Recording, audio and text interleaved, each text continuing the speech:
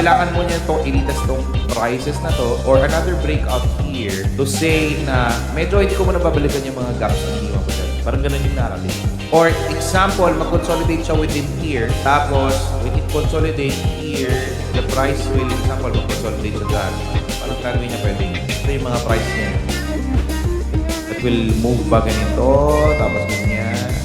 Okay. Ito yung key level eh. Ito yung key level kung saan yung daily highest price historical. All time high na yun eh. So, gaganyan ba yan siya or mag-consolidate dyan, ganyan. Tapos, alam mo natin sa pupunta.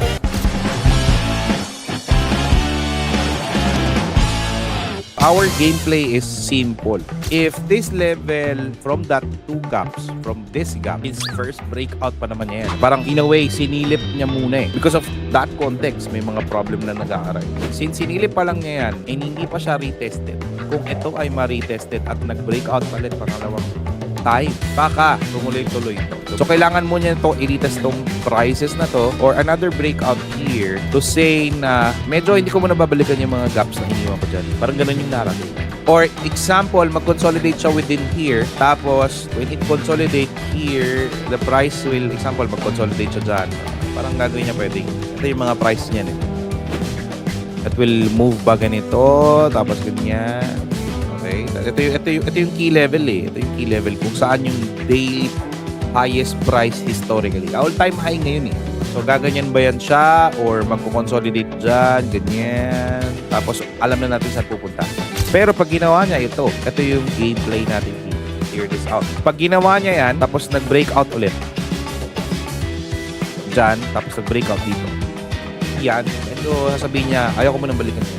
Ayaw ko mo nang balikan to. Yan ang mas malaking chance because of that, mga geopolitical tensions na nangyayari ngayon. Siyempre, multiple countries involved. Ito naman, yung another story. Since first time na silip lang naman yan muna to, first time silip, sinilip muna kita eh. Sinilip muna kita na because of what's happening globally, may possibility talagang i-break out kita. Since sinilip niya yan, of course, silip muna. Tapos silip, balik. Okay. Tapos ganyan, gagawa na naman ng trend. Yan. Pwedeng babalikan muna niya mga to. Since sinilip na niya ang all-time high. So, yun yung mga pwedeng posibilidad na gawin ng market. But nevertheless, okay, ang gagawin natin dyan is observe. Pero basing on the candle, medyo manipis-nipis yung volume mo.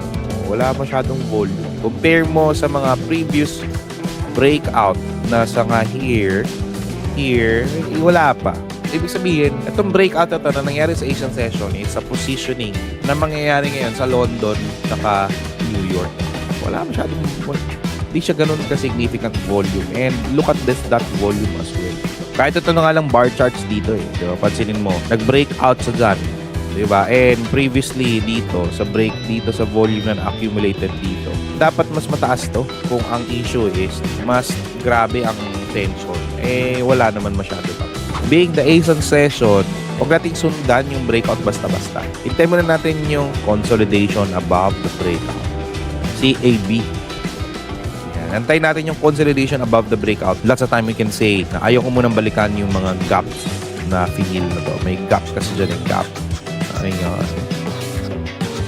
Okay, yan. So, if you're watching commodities same as mine, syempre, yan, ingat-ingat muna tayo. Huwag natin basta-basta yan.